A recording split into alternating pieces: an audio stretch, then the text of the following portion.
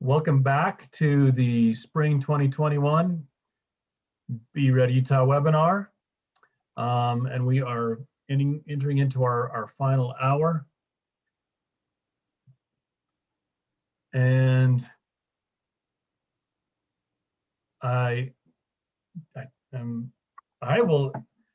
it'll be my pleasure to introduce our final speaker today, our presenter, Teresa Hunsaker, with whom we have been partners for many years. And I can tell you a little bit about Teresa. She's a USU Extension service agent in Weber County. And she's been doing that for many years. I don't know how many years, but in many of those years, she has been our partner here at Be Ready Utah in promoting emergency preparedness around the state. She was one of the founders, if not the founder, of the predecessor to the Be Ready Utah Expo, which was the Utah Prepare Conference and Expo, which went on for many years. And then through our partnership, we kind of melded that into the Be Ready Utah Expo, which we've held for a few years recently as well. It unfortunately was canceled due to the pandemic last spring, but we are anticipating holding a next in-person Be Ready Utah Expo in spring 2022. And that's all largely due to Teresa Hunsaker's efforts and her insight and her planning and foresight in seeing that need. And so we've enjoyed that partnership with Teresa and USU Extension for many years. And Teresa, I'm sorry I don't have your full bio, but if there's anything else you'd like to add, please feel free to do so. But we're very excited to hear Teresa talk about important documents and financial preparedness. Teresa? I am happy to be here and happy to partner with Be Ready Utah, Division of Emergency Management, Red Cross, and all the other folks. Thank you, Wade, for that introduction.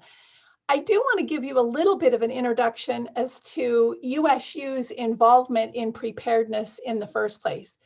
For those of you that are familiar with the Extension service as a whole, you're probably thinking, well, that's kind of an interesting kind of leap or fit, if you will. But Utah State University is part of a national land grant university system. And we are found in, not Utah State, but the land grant system is found in every state in the union. And if you think about all of the natural disasters that happen in the United States, we become a partner in education with all of the agencies and entities that are part of recovery, resilience, response, and how to get the information out to the public. Our whole goal in Extension is to help families and individuals where they're at with the needs that they have at the time. So with some of my background in preparedness and in our topic today with financial preparedness, this was a nice fit for Extension and our national education disaster network to be part of a Prepare conference and now the Be Ready webinars and conferences that we've held in the past. So that's a little bit of history as far as why Extension is involved and who we are and where that fits in with the role of Extension generally. And I really am excited to be here. We have seen a number of disasters across our state. And when you think about this, after something like the windstorm that we had in September in much of the state, this was a perfect time for us to practice, right? And so I guess I would ask the question, how prepared am I really for an emergency from all the different aspects? I love being part of the Prepare conference all these years because of the strength of individuals who have had firsthand experience, have learned, have shared, and have taught us what to do. But still and all, sadly, so many of us are only slightly prepared. And the windstorm taught us that. Unlike Jeff, there were many people that couldn't say, I've got this, right? There were many people that were panicked that definitely led to some concerns. So one aspect of preparedness that many people kind of look over or overlook, I guess, is what Wade was mentioning, and that's the financial component as well as the documents component. And so I ran across these statistics and this information just not too long ago, and I thought, you know, this fits perfectly with the effort that we are making in trying to educate the public as far as these important documents and financial preparedness. So just generally, about 40% of Americans have no plan. And I know that John and Kylene today talked about a plan. Jeff and Marilyn talked about a plan. And so this, again, is going to be addressing part of that plan for you in terms of your financial preparedness, your recovery, your resilience, and your response in terms of the financial piece. Now, look at this. 16% of Americans have an emergency preparedness kit. So we've got work to do in educating, right? About 55% of Americans worry about unplanned financial emergencies. So again, while many of us do concern ourselves with it, how many of us are doing something about it? 4 in 10 Americans would be unable to cover an unexpected $400 expense. So they may not even be able to handle the deductible that they would have on their auto or their home insurance or their health insurance. 6 in 10 Americans would be unable to cover an unexpected $1,000 expense. So with that in mind, as we look at some of the aspects of impact in terms of our finances, let's take a look for just a second at some of the categories that we would want to concern ourselves with. The first one is the ongoing medical. Even with insurance, the cost of healthcare after disaster can be enormous, as many of you may already know. Right now with the pandemic and the cost of medical care during the pandemic for those who have had to be hospitalized has been exorbitant. And especially if you consider any other coverage as far as emergency services like an ambulance ride or extended hospital stays like we've seen in the pandemic. Sadly, some of our folks have been hospitalized for weeks at a time during this pandemic. Then we've also got insurance obligations. Even if you receive an insurance payout, you may still owe money. For example, an insurance company declares that your car's a total loss, like in the case here in my picture of my backyard looking into my neighbor's backyard in the windstorm. And the middle tree landed on the garage, which then, and this is a huge sycamore tree, and then destroyed a couple of their vehicles. And so you've got an auto loan, you're still on the hook for the payments for that. And then again, especially a concern if the insurance payout isn't sufficient to cover what you have left to owe on that vehicle or left to pay on that vehicle. And then definitely there's a concern with overall loans and other debt, especially as it relates to the potential for job loss or job suspension like we've seen in the pandemic this last year. So what that means for us is that I may not be able to return back to work. Nothing to do with my health or anything that way, but my business is shut down, and so many have been, right? And so that leads to a problem, kind of a dual problem with the loans and debt, as well as the job suspension or loss. And then definitely the cost of any kind of repair and rebuild issues. These were 3 huge trees. I wish I wish my neighbor were standing in front of this middle circled uprooted tree, but you guys saw these in your areas or on the news. The depth of this tree was taller than he was when he was standing at the base. So again, the damage can be incredible as far as the repairs and the rebuild on his home, on his garage, and certainly just taking care of the tree removal in his yard. So I'm going to ask you a bunch of questions for you to consider where you're at, ways to get started, things to think about as far as your plan. What kind of homeowners insurance coverage do you have? And what perils does it cover, and to what extent in terms of those perils? How much medical insurance do you have? And would it cover severe illness, disability, and hospitalization? If you have a current household inventory, is it complete? Does it cover everything? One of the cases that I worked with in a fire was an individual family who had lived in their home for over 37 years of life and living, and had never upgraded their household inventory beyond what the insurance company automatically did for inflation. So when their home burned to the ground, they were completely out of luck in terms of the replacement of objects in this home because they could not prove content. So having a household inventory. If you have a financial notebook prepared, that can help you tremendously. Have you started something like that? And I'll talk more about that.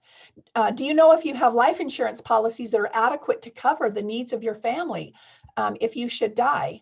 And then again, the same for a single individual as far as the bills to bury you if you should pass away.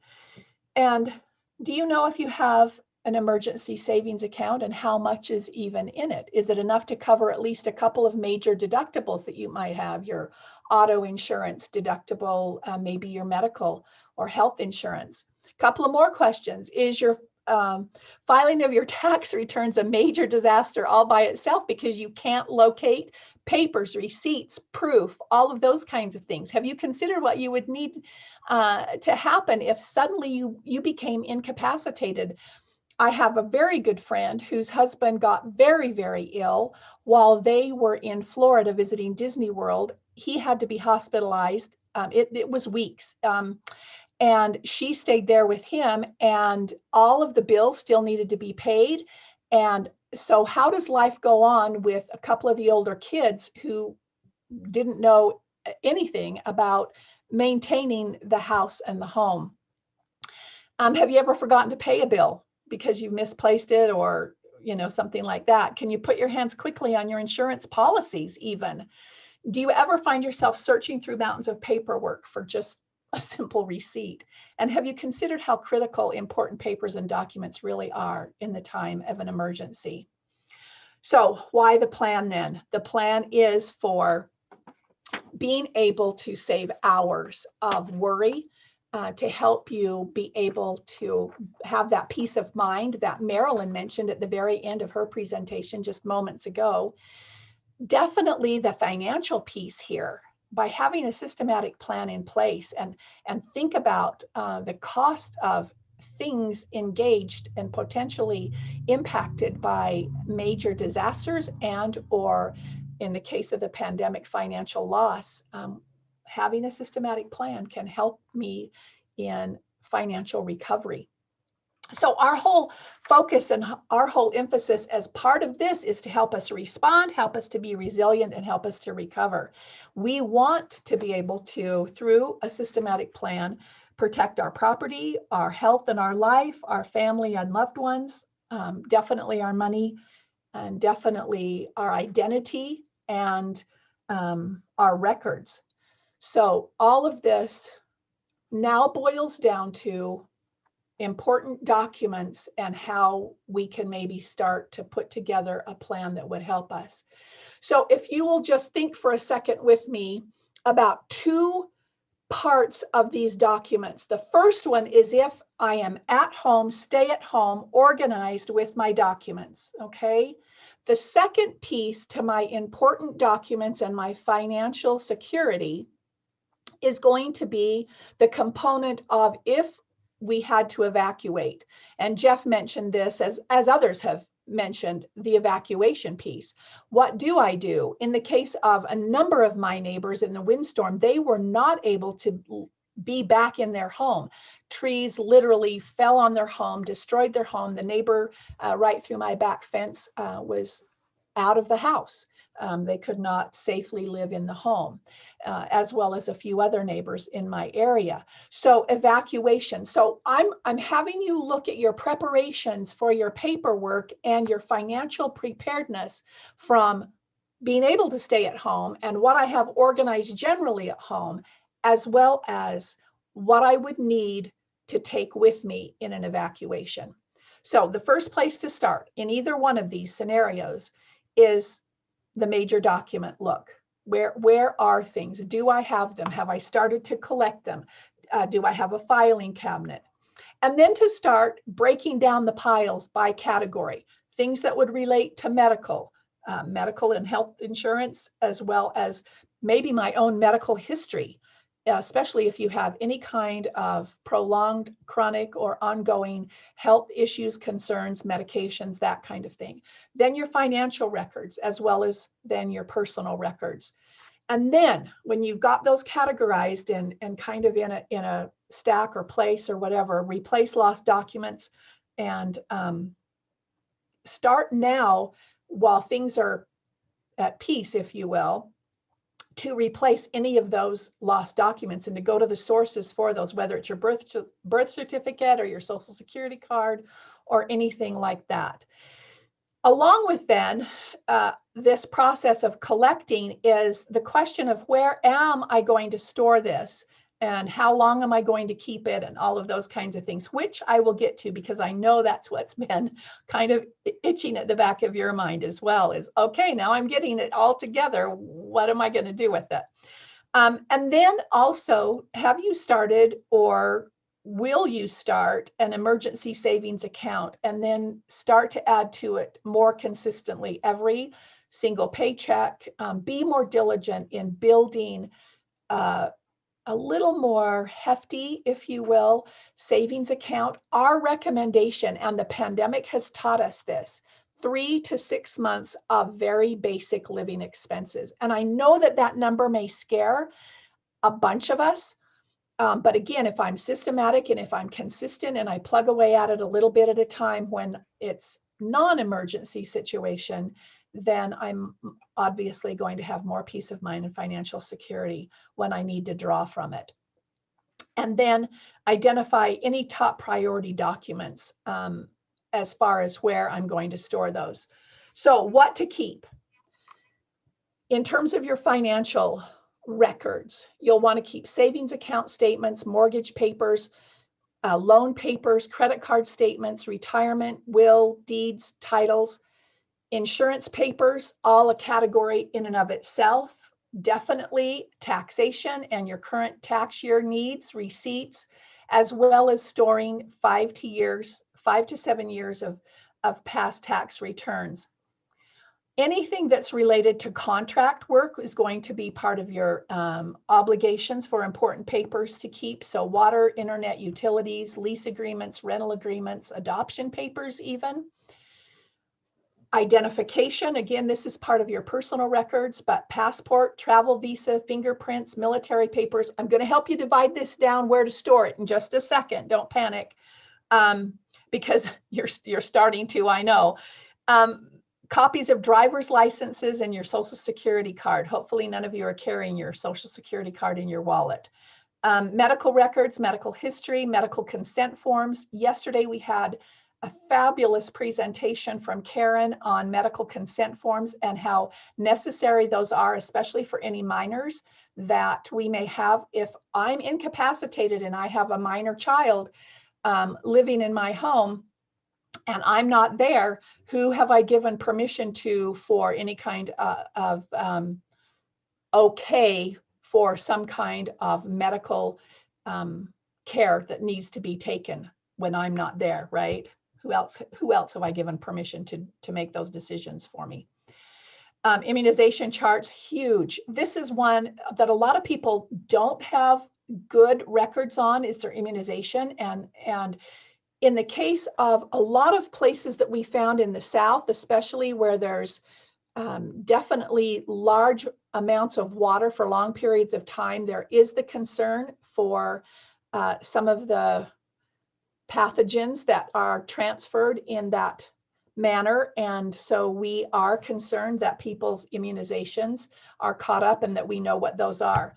And then birth certificates, baptism, marriage, divorce decrees, transcripts, diplomas, all of those kinds of things are important records for us to keep. Well, the other question comes into play, and kind of this important document reserve or dead file, if you will. It's not something that I'm actively in all of the time.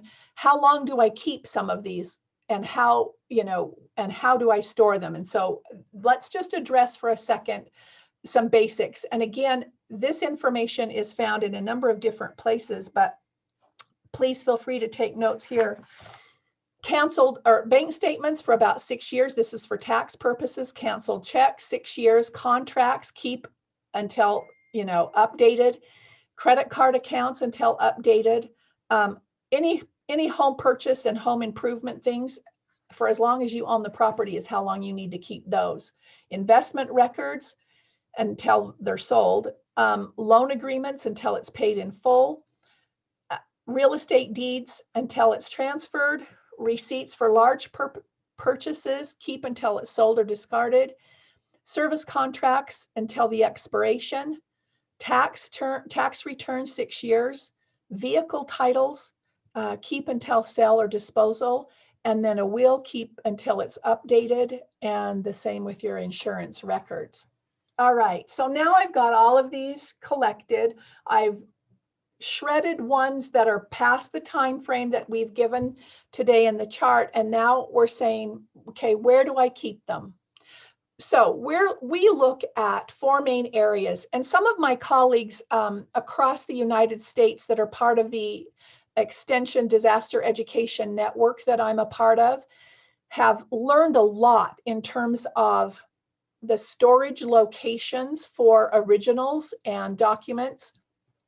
And some of my colleagues out of Katrina from a number of years ago found that this document recovery process was so laborious that if people had just had a few of their important documents in a few of these places, it would have made a huge difference. So let's talk about the fireproof box first off. Definitely check and look into fireproof and even waterproof if you can. I don't know if you saw the TV program not too long ago on, are these fireproof safes really fireproof? And they found that they actually were pretty efficient in terms of keeping the documents from disintegrating. So canceled checks, living wills and advance directives, trust documents, passports, power of attorneys, tax records, warranties, receipts for major purchases, your insurance policies. And then even the original copy if you have a financial notebook, and I'll get to the financial notebook in just a second.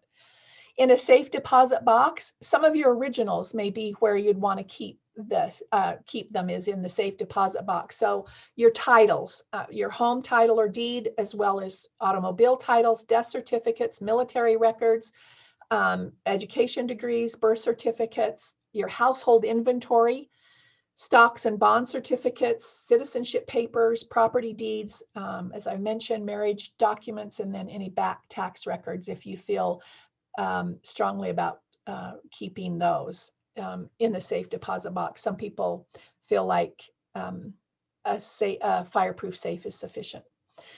Filing cabinet, again, that's where a lot of us may have much of this, and that there's nothing wrong with that. It may be great for copies, but if you're like so many of us in floods or fires, these are destroyed in a filing cabinet, but again, a place to have some of it. Tax records, home improvements, supporting receipts, insurance claims, insurance policies. I wouldn't go too far back personally on insurance policies, medical records, copy of personal and professional directories. And this one is so critical. I had a friend, I'll show you a picture of their home, the fire that they had, but one of the things that she said in the throes of watching her home burn and thinking about who to call, she said, I honestly honestly could not even remember. I was in such a panic, having gotten out of the house. This was at 2 o'clock in the morning, gotten my kids out of the house, my husband out of the house, and I couldn't even remember my mom's phone number. And she'd left her cell phone in the house. And so she didn't even have her cell phone, didn't even think to grab her cell phone, because most of us have it just as, 1 or 2 or whatever on the directory. So that's why we have a personal and a professional directory, a record of who to call. In the case of what I may want to have even on file with an attorney, but also a trusted relative or friend, if you're comfortable there. Many of us would probably choose an attorney, but my burial instructions, trust documents, living wills and advance directives, a copy of my will or a duplicate of the original, my power of attorney with my attorney, as well as a medical power of attorney. But I will also mention that besides having it with an attorney on the medical power, you can now register and have your medical power of attorney with your doctor, your primary care physician, and or a hospital, your primary hospital. And then again, a copy of your personal and professional directories from and for your financial notebook. So I want you to take a little second with me for a bit of an activity. Going back to my friend's story about her burning home, I want you on just a piece of scratch paper, or even just right now, in your thoughts and in your mind, I want you to jot down or enumerate, if you will, the telephone numbers of the people, the actual telephone numbers of the people that you would call in an emergency. Can you think of what those numbers are? Who would you call besides maybe a close family member? I am, other than my folks, I don't know any of my brother's phone numbers by heart. I don't know my accountant's phone number. I don't know. Do you see what I'm saying? So just this one part of planning, to have a personal and a professional directory alone, can save you so much headache. And again, when your home has been crushed by a tree and you've been evacuated, or you've watched your house burn to the ground, or practically to the ground, you're in a fog. And so again, to have this directory in place is so important for us to think about. Who would those folks be, and what information can I easily get to them, because I have my important papers also to accompany the phone calls needed. So whether that's doctors, pharmacies, financial institutions, insurance companies, both local and national headquarters, credit card companies. I mean, think about this. My friend at 2 a.m.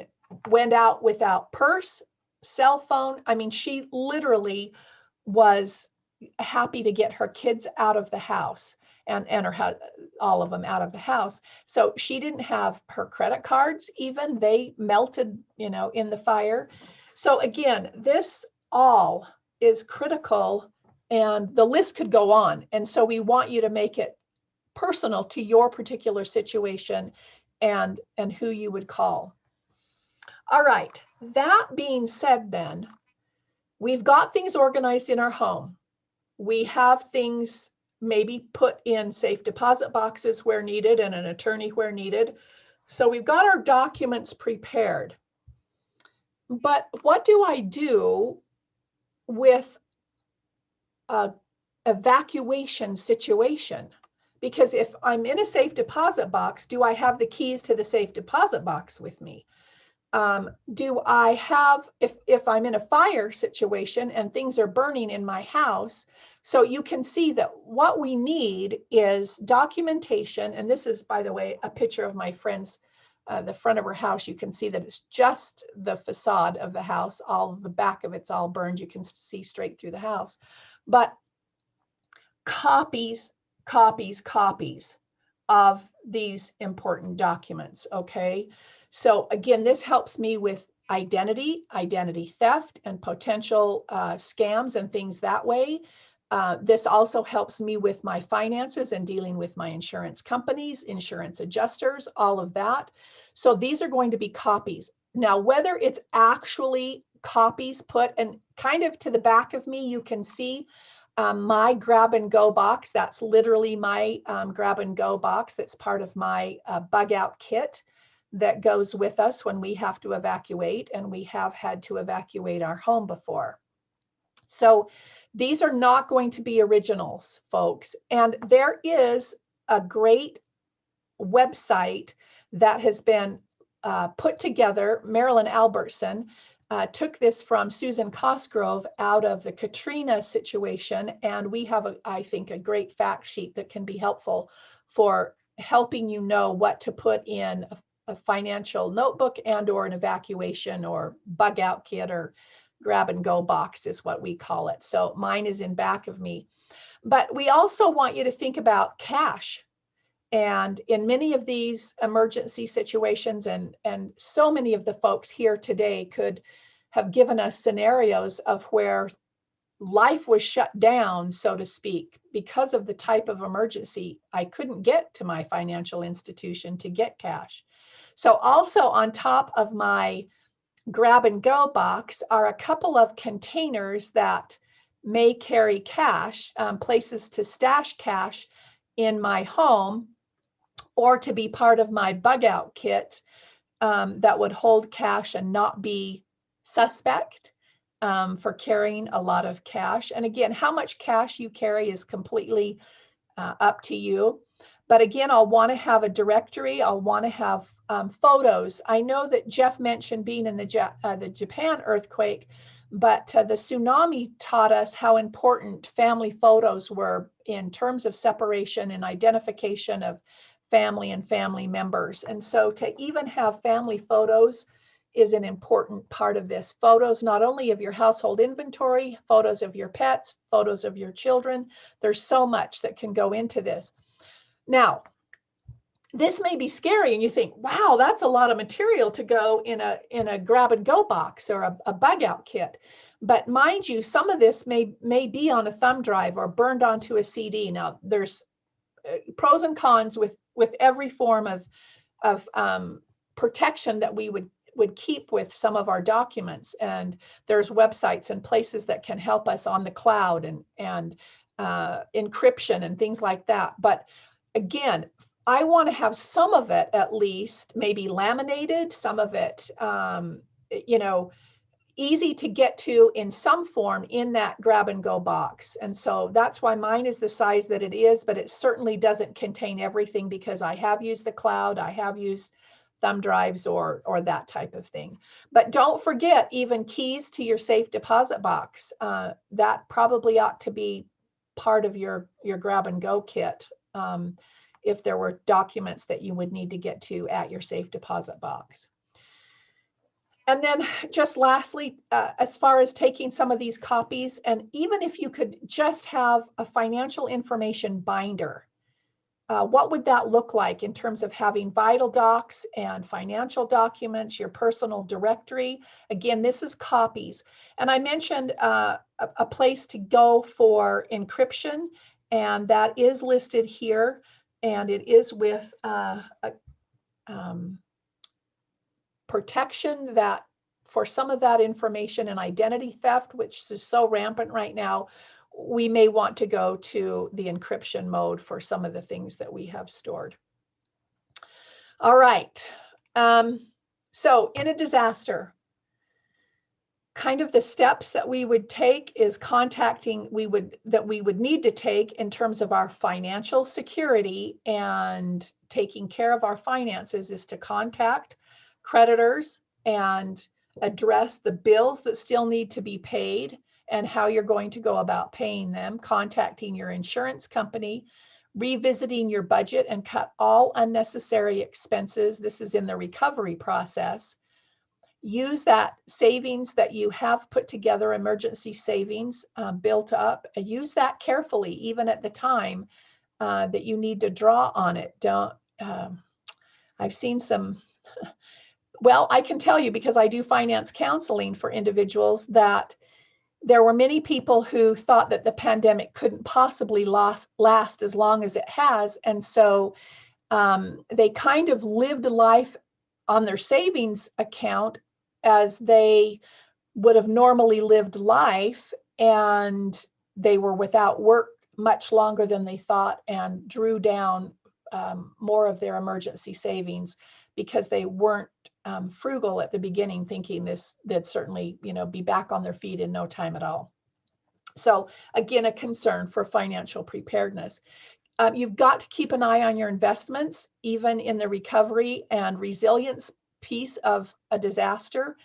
And then you have been warned, and I'm going to warn you again, of the scams that come with disasters. There have been so many pandemic scams. There are all kinds of natural disaster scams that come with hurricanes, tornadoes, flooding. I grew up in Arizona, and even with the floods that we have had in Arizona, it's amazing to me how people take advantage of those kinds of scenarios and have so many victims in the process. And then also for you, in terms of recovery, know that there is disaster relief, and you'll want to check for assistance and your eligibility for that assistance. There are places that you can go, and one of them that you can register online with is disasterassistance.gov. FEMA has some information as well. And there is a program called Operation Hope that also has financial counselors available to help after an emergency. And so those might be a part and piece to the planning that you have as far as your financial security. So in summary, get organized with your important documents. Safe storage, your fireproof safe, your safe deposit box, etc. Even some of your stash of cash can be kept in the freezer I wouldn't have it in a clear plastic bag like that, visible for just everybody, but firefighters have said that one of the safest places for documents and for cash has been in a deep freeze, and how fireproof they have actually been. So I found that very interesting in talking to my firefighter nephew and his experience with fighting fires. So again, there's different kinds of places to store a stash of cash, but again, increase your emergency savings, consider your insurance needs and coverage. The American Red Cross has a fabulous, it's about a 50-page booklet on well, it's on everything financial and documents and things like that, but it leads you by asking questions of you in terms of your preparedness, as far as there's probably 15 or 20 questions as far as just your insurance coverage and your anticipated needs. Also, in summary, pay down debt as much as you can get out from underneath debt and the obligation that way. It certainly helps. And then, like we've said in almost every single class this last 2 days, have an overall emergency plan in place and practice, practice, practice, like Jonathan and Kylene mentioned to us. I hope I've given you some ideas of things to consider, but the first one that I want to remind you of is to consider, where are you currently at when it comes to your emergency financial organization? Are you where you want to be? Where would you like to be? And what are some things? Jot down just 3 or 4 things right now that you can do to get where you want to be, if where you want to be isn't where you currently are. All right, and here is a number of different resources that I will leave up here. I will actually come back to that. I do want to mention, and I think Wade will mention this as well, that there is a link for the individual presentation and the evaluation for that, and then also an overall evaluation. And I think those will probably be put in the chat. And I will, with that, conclude. I will stop share, and know that if you want additional information, feel free to contact me at the Extension service. There are people here and available, from Be Ready Utah to the Red Cross to so many other agencies, organizations, individuals that can be of reference and resource to you. So thank you so much for your time today. And Teresa, thank you so much. I'm so excited just about so much information that you shared there on document preparedness and financial, an important document preparedness. And I'm grateful that this is being recorded and I can go back and watch it later, because there's a lot of stuff, a lot of information, a lot of great ideas and tips that you've just shared with people on getting prepared financially and with our important documents. So we do have a few questions here, so let me get to those. So one, how much cash do you suggest for at home or in my grab and go kit? And you use the example of the freezer or whatnot, but is there 100, 500 more? And how should that, you gave some examples of how you'd store that at home, but how about in your kit? You know, I will tell you that the folks that I have talked to, and in our own circumstance and situation, we feel most comfortable with nothing less than $300, but it would depend on your family size, your family needs, and that kind of thing. But again, this, I know for some people is a chunk of change that they're concerned about storing, but that's the minimum. I would also suggest that it be in not just bills, but that they're small bills and that there's also coins. Okay, thank you. So you just answered another question. Is there need to have coins in your kit? So you're saying yes. Okay, excellent. Another question, and this answer might vary somewhat, but you know the average cost of a safe deposit box, and can you get those on, what's the term for those, annual or monthly or so on a deposit box? You can get them on a monthly basis. Most people will sign up for at least a year, or even you can get them for a 5-year term. You can also get it where it's just automatically built right into your annual fee is paid out. You can have it linked directly to checking or saving. So your financial institution will help you with that. The price does depend on the size of box that you get. And so again, price that out for what you would have put in that, and consider very carefully having that part of your just payout so that you don't have to worry, is it time for me to pay for my safe deposit box? Yeah, exactly. No, that's a good point. Yes, if it's drawn automatically from your account, that makes sense. Another question, and this is similar to the first question that we asked, but I think this is more along the lines of your savings accounts at your savings institutions. What is a suggestion for an amount in emergency savings? How much money do you think we should have overall long-term for emergency savings? So I look at it for the initial amount to be covering 2 major deductibles. And I look at my medical and my auto. So whatever those 2 added up, that's my minimum. Then after that, I start suggesting that my clients build towards that 3 to 6 months of very basic frugal living expenses to get the mortgage paid, to get the utilities paid. Even if I'm not living there, I still have that, right? To be able to buy food and, you know, that kind of thing. So 3 to 6 months build towards that, but a minimum of those 2 major deductibles combined. Okay. And I think I've heard a famous statistic that says there's like 40% of the nation, adults in the nation, can't even pull $400 together in an emergency. So there's a lot of work to be done in that area for sure. Yep. I think, let's see.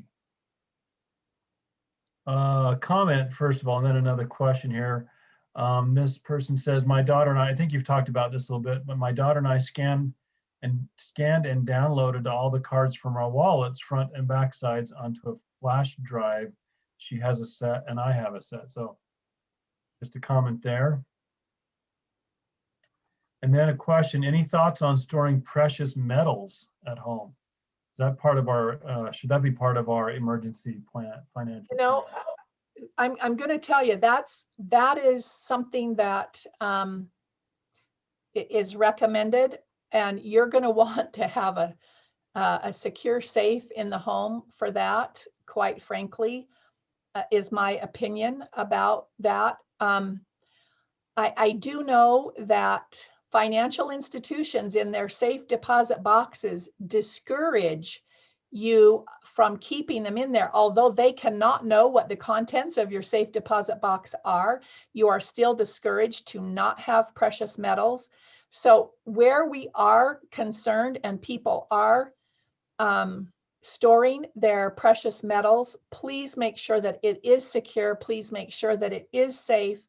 And again, that's going to be a risk management decision that individuals will have to make. I certainly can't make that for them. Okay, that makes sense. Yeah. Any tips on where to start for those who do not have a will or other important documents that are important for financial preparedness? You know, even just some of the basics, you can download a standard will off the internet for free, and you can fill in the blanks. And that's at least a start. You can sign and date. You can take it to a notary. You can take it to the bank, and they will sign off that that was, you know, the most recent. So that's one place to start. But definitely your medical directives. I just lost a very good friend to a situation. She fell on her steps, hit her head so hard, put her in the hospital. She ended up passing away after about 10 days in the hospital. And all of these decisions, she was single, and all of these medical directives and decisions, so difficult for other family members to make in her behalf. So even something like having your advanced directives, do not resuscitate, or any other, that's another immediate place to start. And then definitely your emergency savings, start there. And the rest of it can fall into place. Little by little, you can get copies of your birth certificate, and, you know, little by little, you can start organizing documents in various categories. But boy, those are a couple of things just from experience. I would not slide in terms of where I'm prepared. And I think a final question here, and this one's for me personally, and I apologize if you talked about this already, I just didn't catch it, but do you have a suggestion for I'm not even sure what you would call it, a schedule? I mean, just to go back and update all your documents and make sure everything is current in all of those places that you've got your important documents and so on saved and stored. And so what's your recommendation as far as that goes? Anytime. Like rotating our food and water, we probably need to do something with our documents, right? So I do have a rotation system. Mine is on an annual basis, but that's just for a double check. But anytime I make a change to an insurance policy, I get rid of the old and replace it with the new. It's part of the plan. So that's the first thing that I would encourage. And then just set a time that's a consistent time of year for you, and at least do something annually to just double check everything. All right. Thank you very much, Teresa. Excellent job. Again, a lot of information there. I'm looking forward to going back and watching that again to help me plan out how I'm going to tackle my financial documents, important documents as well. So thank you very much. And again, that's available for everybody on the Be Ready Utah YouTube channel. The link to the feedback form is already posted there in the YouTube chat window. So please click on that and fill out the feedback form for this session. And then there will also be a link there for the overall webinar feedback survey, if you'll please fill that out as well. And everyone that does that will be entered into drawing for a prize. And then we have two, while you're doing that, while you're filling those out, we've got two little commercial videos for you. Again, one from one of our partners, the American Red Cross, followed by one from our sponsor again, Smith & Edwards. So Brian, if you'll go ahead and show those. Thanks, Teresa. In a home fire, can your family safely escape in just 2 minutes? It's important to know because home fires claim lives every day. Join the American Red Cross and our national movement to keep your family safe by taking 2 simple steps. Step 1, practice your 2-minute escape drill. Step 2, test your smoke alarms monthly. Together we can sound the alarm to prevent home fire tragedies. Visit soundthealarm.org/Utah to schedule your free virtual home fire safety education appointment. Shopping at Smith & Edwards is always one big adventure for your entire family. Wow. Camping and cooking, hardware and housewares, Western boots, hats and tack, hunting and fishing. Come in and explore. They've got everything. Over 70 years serving northern Utah and a second location in West Jordan. Smith & Edwards, 2 locations, one big adventure. Smith & Edwards, Surplus Plus. Smith & Edwards, a country boy store. All right, thank you, Brian, for that. Again, thank you all for joining us today, and thank you all to each of our presenters, to our webinar planning team, our facilitators. We couldn't do this without everyone's help and support. The people behind the scenes helping with our chat window, our answers and questions there, our video playback and technical support. Thank you, everybody, for all of your effort, for all of your help there. Our sponsors, again, University of Utah Rocky Mountain Center for Occupational and Environmental Health, as well as Smith & Edwards. Just a couple of quick reminders for everyone. Please, again, fill out the session survey questions for each session that you joined, as well as the overall webinar survey questionnaire, which by completing will enter you into a prize drawing. Coming up on April 15th is the 10th edition of the Great Utah Shakeout. Please join us for this annual drill by registering at shakeout.org/Utah.